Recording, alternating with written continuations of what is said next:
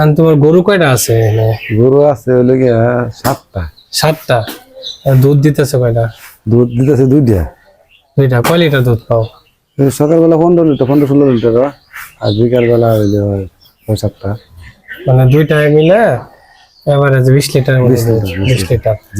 আর এখন তুমি কত বছর যাবত এটা করতেছো মনে আছে? ওরাই তো অন্তত 10-15 বছর হয়ে গেছে। 10-15 বছর।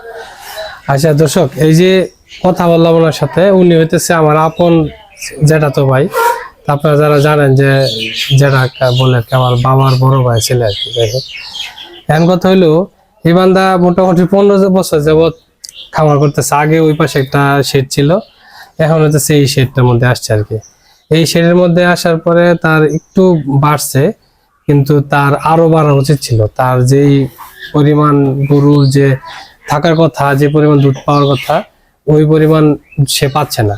আজকে মূলত এটা নিয়ে কথা বলবো, তার যে কি কারণে হচ্ছে না আর কি। তো তোমার কি মনে হয় যে তুমি কি কারণে আরো বেশি আসতেছে না, মানে আরো বেশি দুধ পাইতেছ না, বা আরো গরু আরো বেশি থাকার উচিত ছিল, কি মনে হয় কিনা তোমার? গরু ঘটনা হলো, গরু যে গ্রোথ, এই গরু আসলে দুধ পাইতেছে না। কারণটা কি? খাবার তো আর আমি কম মারতাছি না। হ্যাঁ, খাবার তো যেটুকু পরিমাণ মানে যেটুকু দরকার, মানে ঘাসটা দিতেছে না। ঘাস, হ্যাঁ, এটা একটা ঘাসটা দিতেছে না, কিন্তু এরপরে শুকনা খেয়ার মানে দানাদার খাবার টাবার, ক্যালসিয়াম টেলসিয়াম এগুলা মাত্র, কিন্তু যার জন্য দুধটা দুধ নাই বেশি না।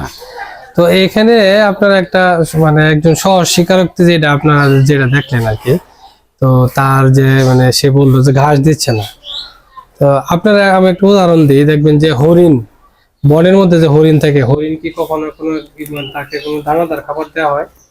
হরিণে কিন্তু কোনো ধরনের কোনো দানাদার খাবার দেওয়া হয় না। এবার ওই বনের যে মানে বিভিন্ন গরু আছে, জেব্রা আছে, জেব্রা দেখবেন যে আপনার মানে মাংস পুরো একদম মানে ভরপুর, কিন্তু ওদের কোনো দানাদার খাবার না, শুধু কিন্তু ঘাসই খাচ্ছে।